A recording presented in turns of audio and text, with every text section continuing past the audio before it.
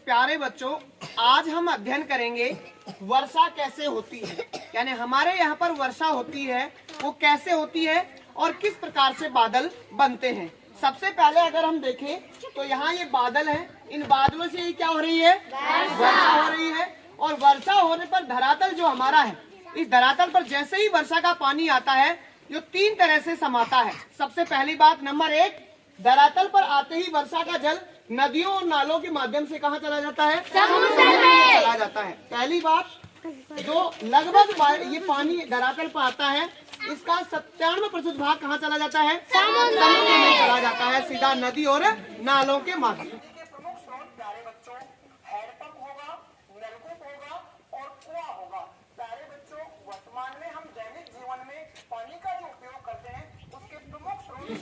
दूसरी अगर हम बात करें तो ये जो बारिश होती है इसका लगभग 2.40% भाग वापस भाप बनकर ऊपर चला जाता है।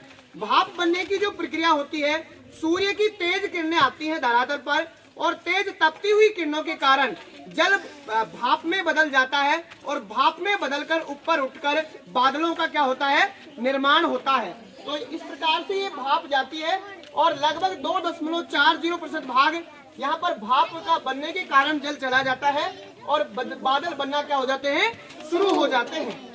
फिर यहाँ पर वापस बादल बनते हैं, फिर वर्षा हो जाती है और लगभग ये वर्षा का जो पानी है इसका 0.60% भाग जो है ये धरातल या भूमि में रिसाव हो जाता है। तो हमारे यहाँ पर जो वर्षा होती है वो किस प्रकार से होती है कि यहाँ पर समुद्र हमारे यहाँ पर है। वैसे भी हम पृथ्वी पर अगर देखते हैं तो हमारी पृथ्वी पर लगभग 71% भाग पर जो है जल है और 29% भाग पर क्या है, स्थल है।